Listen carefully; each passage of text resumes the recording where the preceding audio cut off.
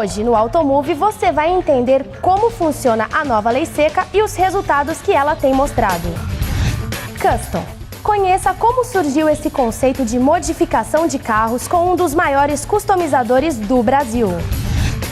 E ainda a cobertura do Superbike Brasil, o maior evento de motovelocidade da América Latina, direto de Interlagos. E o programa de hoje começa dando um alerta aos motoristas. Bebida e direção nunca combinaram. E é por causa disso que a Polícia Rodoviária Federal faz valer a tão famosa Lei Seca. A lei foi modificada no começo desse ano e ficou um pouco mais pesada para quem for pego dirigindo após ter bebido. Mas e aí, será que a nova lei tem dado resultado? É o que você confere agora. O Brasil hoje figura como um dos campeões mundiais em acidentes de trânsito. E visando esses números, houve a revisão da já imposta Lei Seca. Com tolerância zero e muita polêmica, vamos abordar agora o que realmente mudou. Bom, basicamente a principal mudança que a gente teve com essa nova lei é que antes você precisava que o condutor fizesse obrigatoriamente um teste de alcoolemia, seja ele bafômetro, seja ele um exame de sangue, e desse teste havia um índice mínimo que ele tinha que ser alcançado para que houvesse a prisão. A nova lei, ela acabou com esse índice mínimo para prisão. Então, se você, na lei antiga, tivesse, por exemplo, um motorista completamente alcoolizado, alguém que não conseguisse falar, que não conseguisse andar, e ele se recusasse a fazer tanto o exame de sangue como o exame do bafômetro, você poderia até levá-lo ao médico legista, mas você não ia conseguir a prisão dele porque o médico legista poderia dizer, ele está bêbado, mas ele está bêbado quanto? É 0,1, 0,2, 0,3, não tinha esse índice. A lei nova acabou com esse índice. Então, se a pessoa se recusa a prestar os exames, os testes, o bafômetro ou o exame de sangue, o médico legista ou mesmo o policial, através do registro de imagens e de prova testemunhal, em critérios que já foram definidos, você pode conseguir configurar o crime de dirigir alcoolizado. Você não precisa mais necessariamente de um teste de alcoolemia.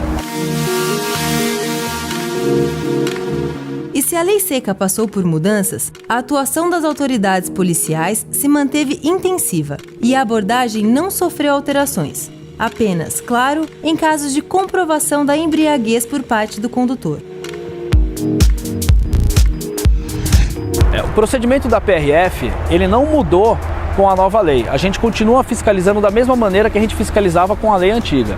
Ou seja, a gente faz uma abordagem normal, lógico, verifica toda a segurança do ambiente, e aí é oferecido, em todas as nossas abordagens, a gente procura oferecer o teste do bafômetro. Porque mesmo no motorista que não está alcoolizado, isso é uma medida educativa. Aquele condutor que soprou o bafômetro uma vez, ele vai se lembrar daquilo. A gente dá até o bocal do bafômetro descartável para ele levar para casa, porque aquilo serve como uma medida educativa. Ele vai falar para os outros, olha, eu fiz o exame do bafômetro e me pararam e tal. Então ajuda a disseminar essa aplicação da lei. E se todas as campanhas de prevenção a acidentes de trânsito ainda não resultaram na consciência do motorista, com certeza o peso da multa no bolso fez com que ele pensasse 2 vezes antes de beber e dirigir. A multa aumentou bastante o valor, né? Praticamente dobrou, está com mais de R$ 1.900 aí o valor da multa, que é para realmente desestimular o cidadão ao hábito de dirigir alcoolizado. Eu digo hábito porque é um hábito, as pessoas ainda não estão convencidas de que a lei vai pegar, e tem isso no Brasil, da lei pegar ou da lei não pegar. Então as pessoas, a gente tem trabalhado com esta multa e a imprensa tem colaborado muito divulgando isso, porque esse valor da multa é que também vai ajudar ao cidadão diminuir esse hábito, ou reduzir ou parar com esse hábito de dirigir alcoolizado. E de fato, investigador, mudou as estatísticas quanto aos acidentes depois da implementação da lei nova? Realmente mudou? Diminuíram os acidentes? Como que está? Tem reduzido. Da mesma forma que quando foi implantada a lei seca original, houve uma redução drástica logo no início do nível de acidentes e principalmente do nível de mortos e feridos no trânsito. Isso aconteceu também com essa nova lei seca. E o que a gente está fazendo agora é justamente o que eu te disse, a gente está trabalhando para fazer a lei pegar. Por que as leis não pegam? Porque você implanta uma lei nova e você não tem fiscalização. O jeito da gente melhorar o nosso país é que essas leis, que são feitas com muito boa vontade, nem sempre são perfeitas, mas são feitas com muito boa vontade. Então a gente, como órgão fiscalizador, como órgão policial, a gente está se esforçando para que isso funcione e para que as pessoas entendam o funcionamento da nova lei.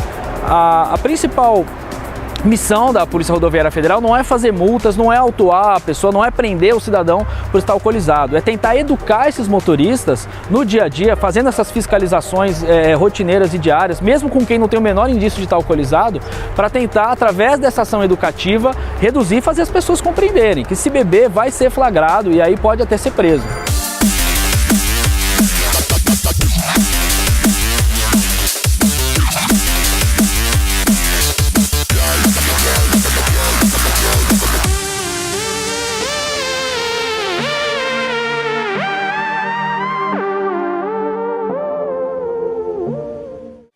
E fica aí o alerta, se beber, não dirija. E agora o Automove vai dar uma paradinha, mas daqui a pouco você confere. Custom Car. Saiba como tudo começou e conheça algumas verdadeiras obras de arte.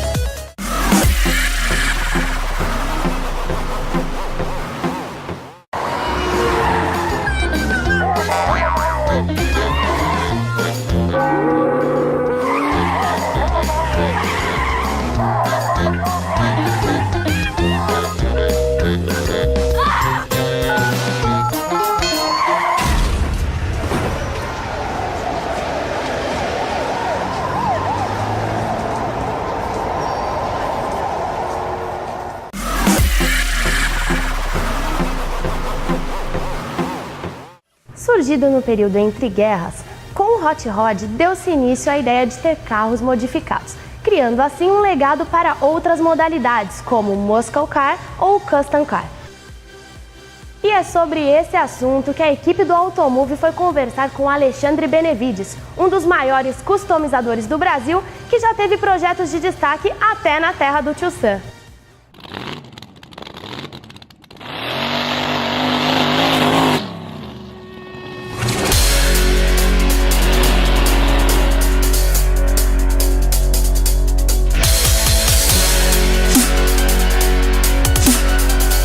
Nascido no período pré-Segunda Guerra Mundial, o Hot Rod é considerado promissor do que se divide hoje em diversas categorias de customização.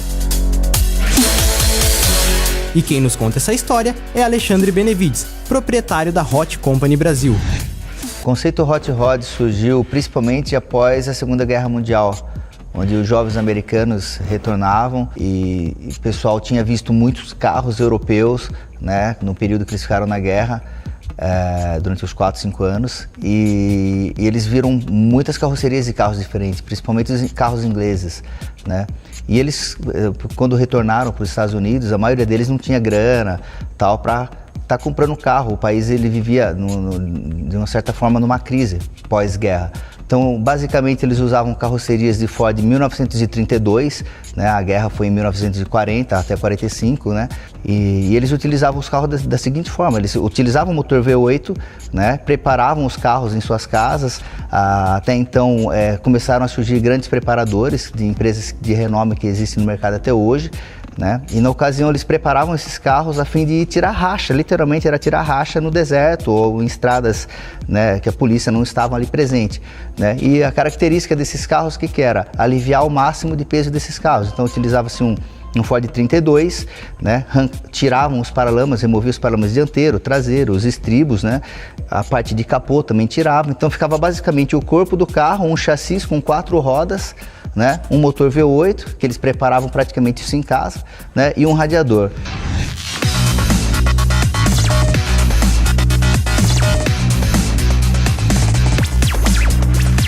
E se o mercado americano é predominante em relação à customização, o consumidor brasileiro já enxerga com outros olhos esta verdadeira arte, que em todos os projetos envolve um bom tempo e dinheiro. O cliente, quando praticamente uma boa parte dos clientes, quando chegam à nossa empresa, ou qualquer outra empresa desse mercado, desse ramo, uma boa parte dele já tem uma ideia fixa do que ele quer, né? Mas ele não tem a mínima ideia de como fazer isso. Eu tenho clientes que chegam até mim com a miniatura de um carro e falam: cara, eu quero isso é o meu sonho, só que eu quero um desse de verdade. Como eu também tenho clientes que chegam para mim, cara, meu pai tinha essa caminhonete, ele começou a empresa dele com esse carro e, puxa, isso ficou no passado e hoje eu tenho condição de ter um carro desse, só que eu queria ter um carro desse modificado, um hot rod ou um custom, o que você pode fazer para mim? Então, uma boa parte, eu acredito que 50% dos meus clientes que chegam até mim, realmente 50% até mais, 50%, 60% dos meus clientes, ele tem uma ligação direta com o carro que ele vai fazer. O valor agregado do carro já não importa mais, não importa quanto ele vai gastar. Ele quer realizar o sonho dele. Então é bem interessante, assim, realmente você tem pessoas ligadas direto ao carro por meio de laços de família, mas como você também tem pessoas que chegam até você assim, querendo realizar um sonho hoje. Pô, eu vi esse carro quando eu tinha 20 anos de idade e tal, eu acho bacana, dá para fazer, não dá? E aí acaba fazendo o carro. Dentre a coleção de projetos executados na Hot Company Brasil, alguns ganharam destaque internacional, inclusive no forte mercado americano. É o caso dessa Suburban 1948, que possui o que há de mais sofisticado, ou ainda este Ford Mustang, que surge para ser um verdadeiro supersônico.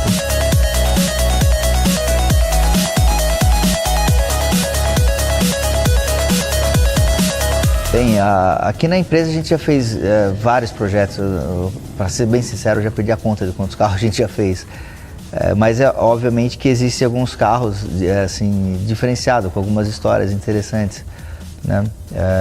Principalmente esse carro que está aqui atrás, que é uma Suburban 1948, acredito até hoje é o carro mais complexo que eu fiz, pela quantidade de modificações empregadas na carroceria, complexidade do projeto. É um carro que demorou mais de 3 anos para mim fazer, é o carro que ficou mais tempo aqui na minha empresa, assim, a nível de mão de obra para a finalização do carro.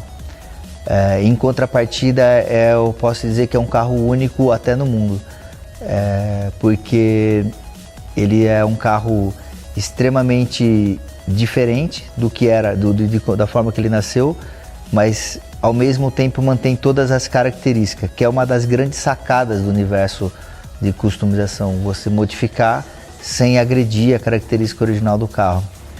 Outro carro muito interessante é um Mustang, que é o codinome Supersonic, que na realidade é um carro que já está comigo há algum tempo sendo feito. Eu, de uma certa forma, uso ele até como cobaia dos meus projetos. Eu sempre estou introduzindo novas peças ou modificações nesse carro, mas ele está sendo finalizado agora. Mas é um projeto muito interessante, assim, diferenciado do que existe no mercado aqui do Brasil. Um carro bem bacana.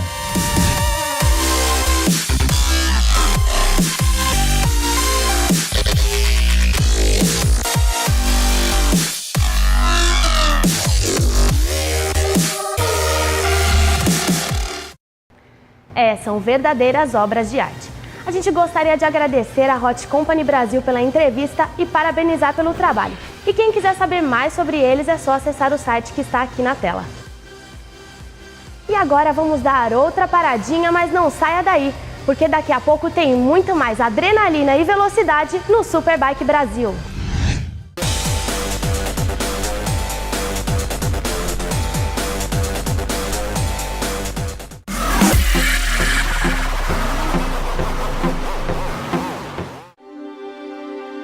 Está na hora de parar com a violência no trânsito. Está na hora de parar com as mortes de nossos jovens e crianças, vítimas de acidentes nas ruas e estradas. Parar de dirigir em alta velocidade. Parar de dirigir depois de beber. Parar com a falta de respeito no trânsito. Pare e pense. O respeito à vida depende de cada um de nós.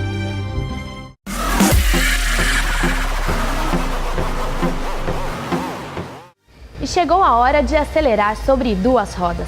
A equipe do Automove esteve na última etapa do Superbike Brasil, um evento de motovelocidade que reúne os melhores pilotos e as melhores motos. Esses pilotos chegam a quase 300 km por hora. E então, vamos à matéria direto de Interlagos.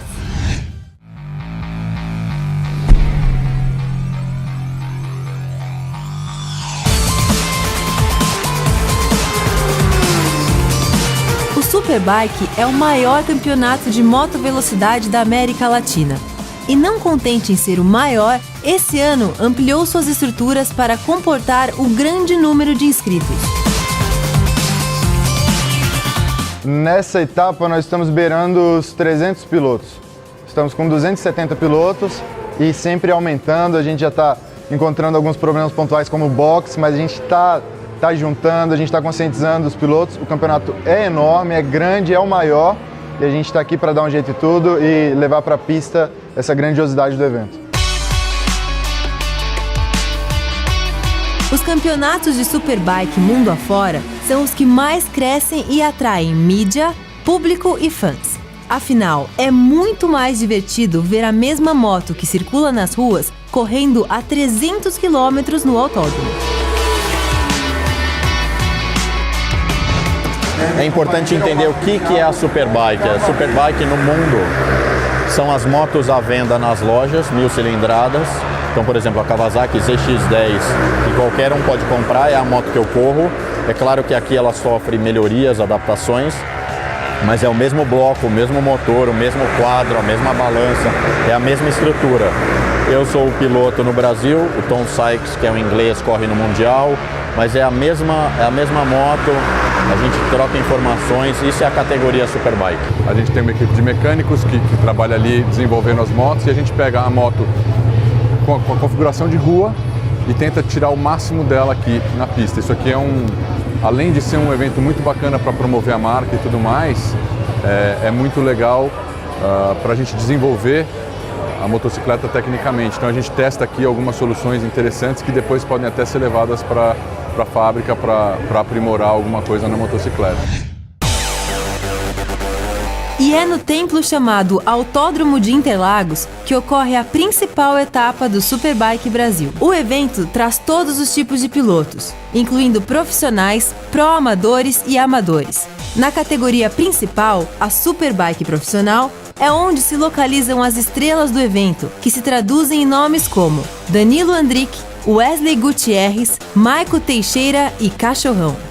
Nós temos, a maioria das etapas são aqui em São Paulo, mas temos também Santa Cruz, teremos Curitiba, que é um misto para variar os pilotos, para analisá-los em situações diferentes.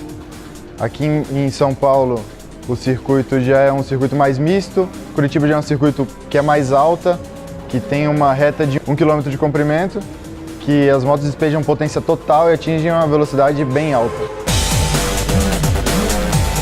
Além de uma moto potente e um ótimo preparo físico, os pilotos utilizam de acessórios e itens de proteção específicos para a modalidade. A gente usa um pneu que é homologado para uso em rua da Pirelli, que é o Diablo Super Corsa, que ele é absurdamente aderente. E isso é que permite a gente inclinar tanto e tão rápido. Às vezes os amadores olham fotos e falam como é possível. É porque boa parte é o equipamento. E a categoria de estreante, o que precisa numa moto de estreante? As condições básicas para que o piloto possa ter segurança? Sim, ele tem que ter, basicamente, o estado dos pneus tem que estar em bom estado, retirar retrovisor, retirar piscas, coisas que pode quebrar na pista e colocar outros pilotos em perigo. Pedaleiras tem que ser retirada, coisas que pode trazer risco para outros pilotos.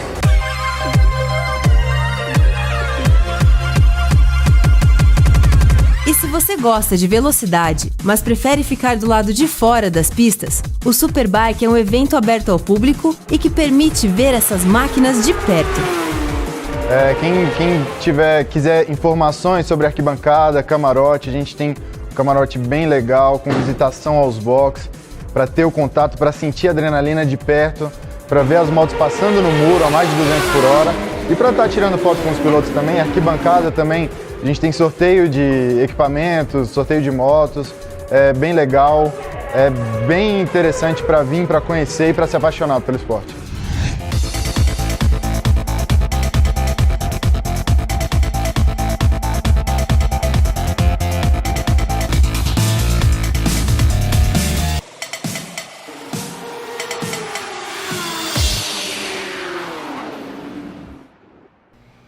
próximo programa, você confere uma entrevista exclusiva com José Luiz, o famoso cachorrão, piloto de motovelocidade da equipe Honda Racing.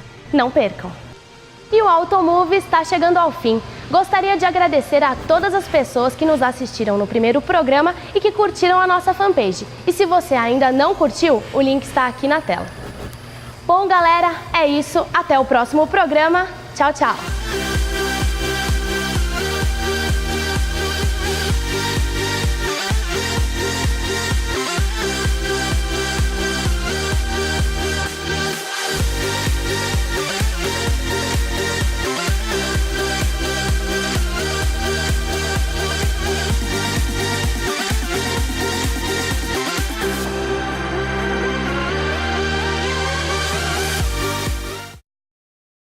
Se você quiser assistir o nosso primeiro programa, clique aqui e se inscreva no nosso canal.